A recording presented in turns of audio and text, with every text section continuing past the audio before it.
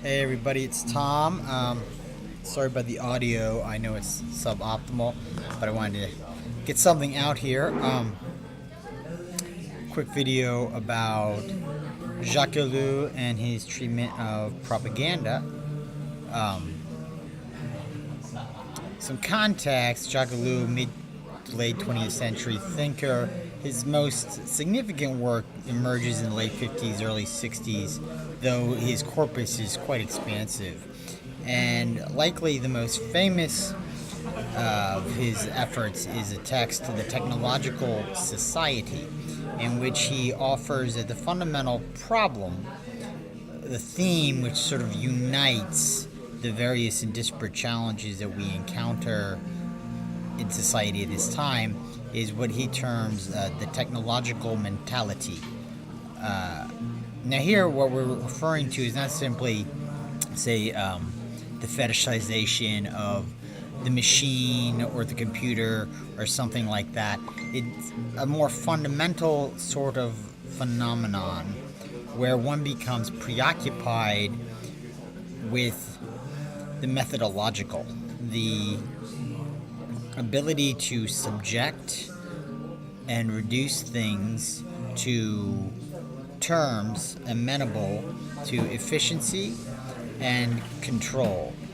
This disposition he situates as really coming into his own from the late 15th, 16th century forward. It's evident before that time, hither and thither, but it comes to dominate the trajectory of societal development from early modernity forward. Now, I'm not going to focus too much on that today. I want to sort of pivot and turn to his treatment of propaganda, which he sees as operating and serving an essential function within technological society, within the technological society at large. Usually, we consider propaganda more or less exclusively political phenomenon, though its origins actually are not merely with political institutions such as the state or government, but also corporations and the public sector, the private sector at large, have availed themselves of techniques which are frankly also propagandistic in aspect. What is meant by propaganda is information that is disseminated not merely to say sway people to hold a particular belief or undertake a particular action, but rather to alter the psychological disposition, the lenses through which people altogether at large are inclined to see the world, which makes them more susceptible to influence. And this incarnates not in simply obvious ways, such as one sees through government-controlled media and so forth, but also in subtler fashions and in and in instances which may not, immediately occur to us to be propagandistic. So, for example, reality TV, regardless of its funding, serves a propagandistic function in that it is engendering within us a particular conception of what it is to be a human being, usually a rather tragically corroded image of such.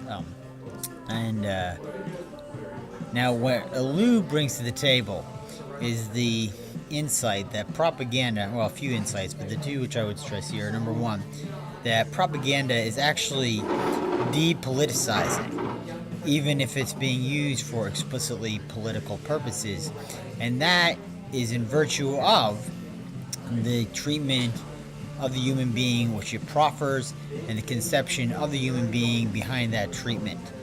That is, propaganda is employed to manipulate people as simply objects of conditioning, as sort of behavioral empty sets that simply need to be filled out after a kind of quasi-Skinnerian fashion. In short, the attitude of propaganda, regardless of whom is disseminating it, obviates or negates human freedom. And human freedom is the real ground of genuine political engagement. And our own conception of politics is highly impoverished.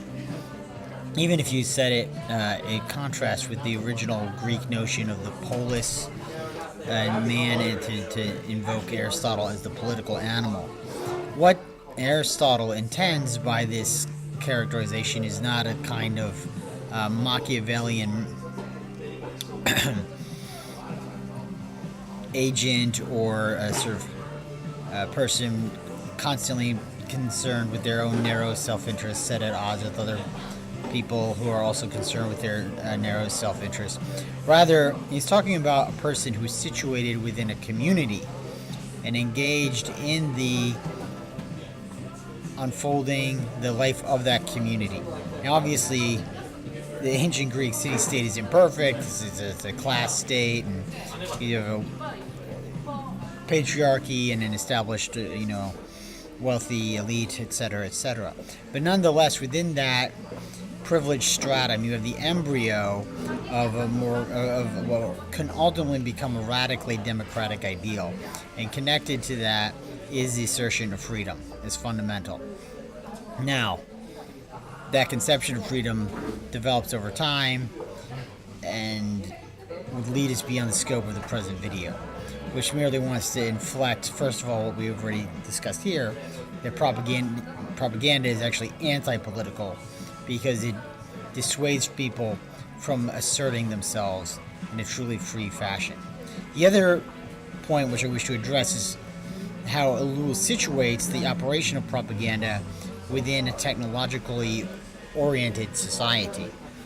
As mentioned, by the technological, what we mean is not simply the use of machines, but rather a particular attitude that takes anything and everything as liable to subjection before some kind of methodology to control it.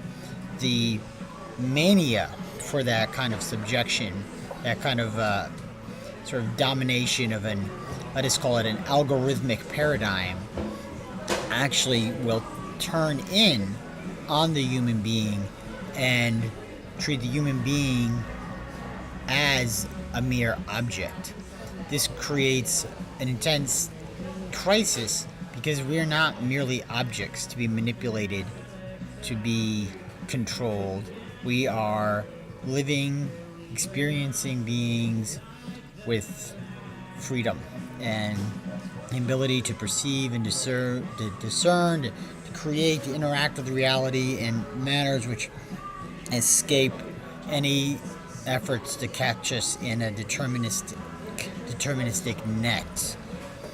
What propaganda serves to do is attenuate our consciousness of this crisis, of this tension between narratives and attitudes that reduce us to mere objects and our reality as living subjects and beings in the world. And that dampening is fundamental to maintain the stability of that context, this technological society. And what's interesting about, and this would actually lead us beyond to another offering of Ellul's, that within the technological society, people are no longer the driving force.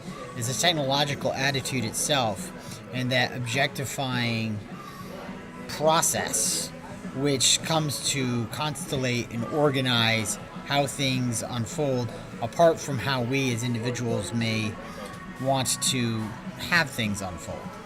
That positing of that kind of autonomy leads to all sorts of questions which again are beyond our present scope, but which are important at least at this junction to acknowledge. So, to close the circle for the moment and finish up with a reflection on the propagandistic function, what is the antidote? The antidote to becoming overwhelmed by those processes, I think, is twofold. It's cultivation of awareness, both of ourselves and of our environs and of other people in a general, thorough way, and conversation. Perhaps especially with those with whom we have difference. If you unite those terms, then the kind of monolithic conception or tableau of reality which propaganda wants to impose upon us very quickly dissolves, and it is with an exhortation toward awareness and conversation that I'll leave you guys here at the end of the video. Hope these thoughts have been worthwhile. Again, apologies for the suboptimal audio. May do another one, which with better sound, but I wanted to get something out at least for the moment. So this has been Tom. I hope you guys are doing well, and I will talk to you guys later. Ciao.